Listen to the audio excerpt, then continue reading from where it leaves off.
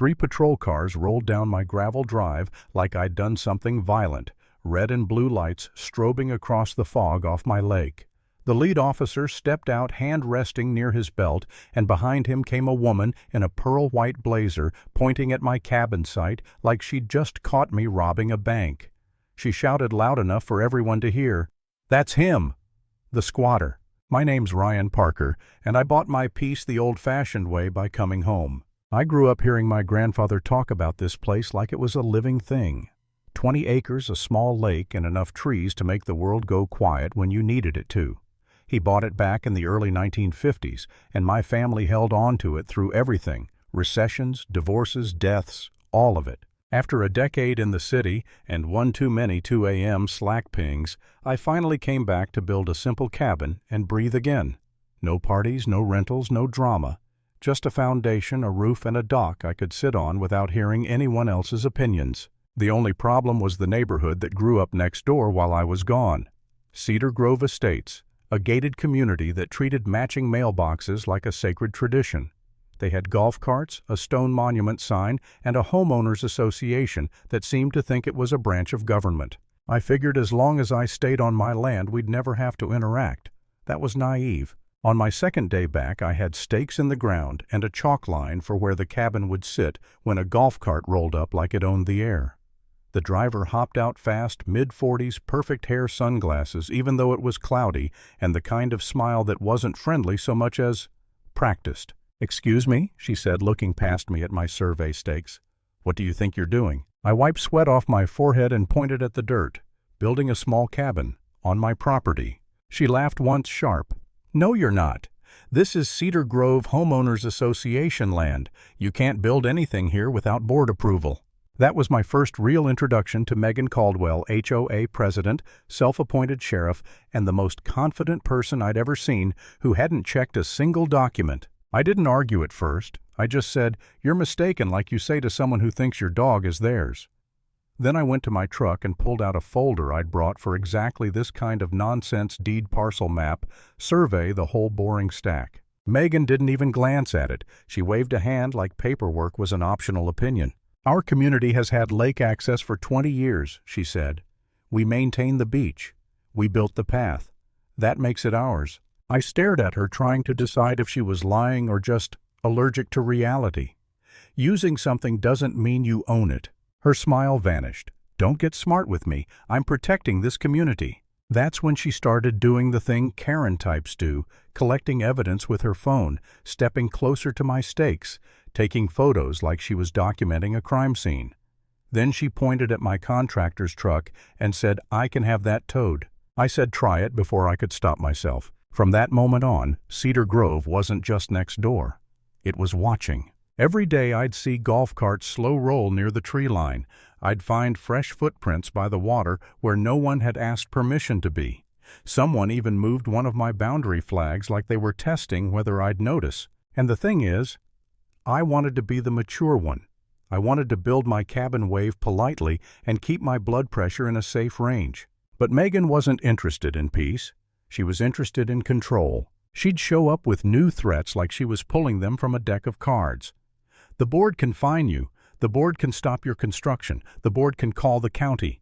She kept using the words "our property" and "community asset" like repeating them could rewrite the deed. I finally told her, calm as I could manage, "Megan, this land has been in my family since 1952.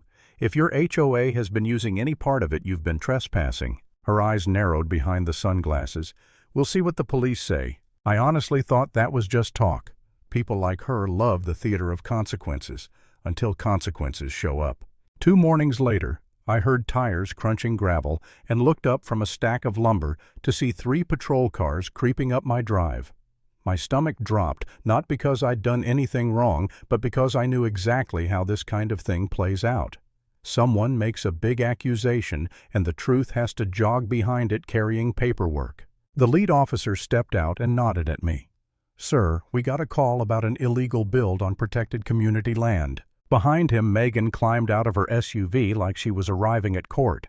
She pointed right at me, voice loud and sure. "That's him. He's squatting and building without approval." I could actually feel my face getting hot. Not rage yet. More like disbelief that a grown adult could stand there and say that out loud. "Officer," I said, "this is my land." Megan cut in immediately. "No, it isn't.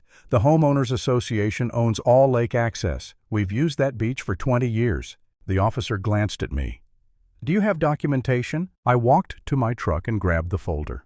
My hands were steady, but my head was spinning because this wasn't just annoying anymore. It was official. A neighbor with a title had turned my quiet build into a police call. I laid the deed and survey on the hood of the patrol car like it was a poker table. The officer leaned in, reading slow, then looked at the boundary lines and the parcel ID. His expression changed. Just enough. Megan leaned over his shoulder, trying to control the moment. "You're reading it wrong. The community paid for improvements. We maintain that trail." The officer didn't even look up. "Ma'am, maintaining something doesn't transfer ownership." Megan's voice went up half an octave. "So you're just going to let him steal our beach?" The second officer walked over, glanced at the survey, then at the tree line where Cedar Grove's little footpath cut through. He looked back at Megan and said flat and simple, "If that path is on his parcel, your residents have been trespassing." You could have heard a leaf fall. Megan's mouth opened, then closed. Her cheeks went red like the word trespassing physically offended her. The lead officer turned to me. "Do you want to file a report for unauthorized entry?" And that's where I hesitated, not because I was weak, but because I was exhausted. I hadn't come back here to go to war. I hadn't come back here to turn every morning into a legal chess match with a woman in a blazer. For a second I thought, maybe I should just pause construction. Maybe I should let it cool off. Maybe it's easier to live next to these people if I give them a little space and avoid the fight. Then I looked at Megan's face, how she was already recalculating, already planning her next move, and I realized something simple.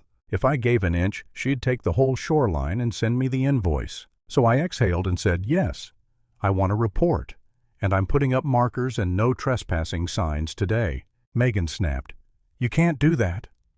"The board," the officer cut her off. "Ma'am, he absolutely can. It's his property." That should have been the end. For any normal person, it would have been the end. Megan wasn't normal. That afternoon I staked the boundary properly and posted signs every 50 feet, clear as day. I installed a couple of trail cameras too because I'd stopped pretending this was a misunderstanding. The next day I got a visit. I didn't expect Tom Bennett, Cedar Grove's vice president, standing on my side of the line with his hands up like he was approaching a skittish animal. "I'm not here to fight," he said quickly. "We had an emergency meeting last night. Megan didn't realize the lakefront was outside our jurisdiction." I almost laughed. Didn't realize I repeated, tasting the words. Tom looked embarrassed. "People are upset. They've been using that path for years. Megan told everyone it was community property." "So she never checked," I said. He didn't argue. He just nodded once like a man accepting the obvious. "I'm willing to talk about a formal easement." He offered maybe limited access, maybe hours. Later I said, "Right now I need the trespassing to stop." Tom nodded again. "Understood." For about 48 hours it did stop. Quiet returned, almost like the land exhaled.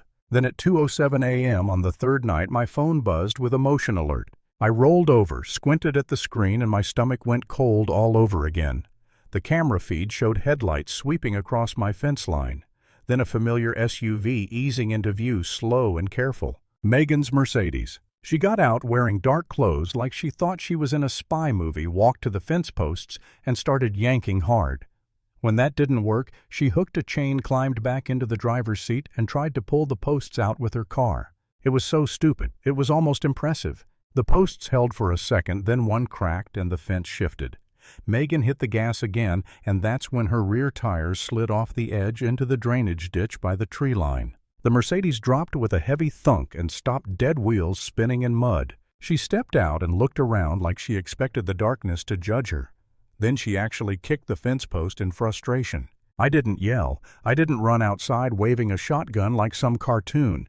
I stayed calm, grabbed the footage, and called the police. When they arrived, Megan tried to talk fast, like she could sprint past reality.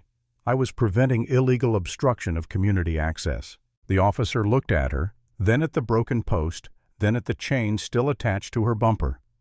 "Ma'am, were you attempting to remove his fence?" Megan's voice faltered. It's HOA property." I handed the officer my phone with the video queued up. That's her, on my land, at 2 in the morning, pulling my fence. The officer watched for 10 seconds and nodded once. All right. Megan's face changed when she realized there was no wiggle room, no committee meeting that could undo a time-stamped video. She whispered, "This is ridiculous." The officer said, "So is trespassing. Turn around." I pressed charges, not out of spite, out of necessity. In court, Megan tried the same routine community maintenance tradition entitlement dressed up as responsibility. The judge didn't buy a second of it. The ruling was clean and brutal: restitution for damages, fines, community service, and a restraining order that kept Megan off my property line like an invisible wall. Cedar Grove's board removed her as president within days because nothing terrifies an HOA faster than liability with a name attached. Megan looked at me one last time as she left the courtroom, eyes sharp with the kind of anger that comes from losing control. I didn't smile. I didn't wave. I just watched her walk away and felt the quiet settle back where it belonged. Lesson: if someone needs power that badly, they'll break the law to keep it, so keep your receipts and hold your ground.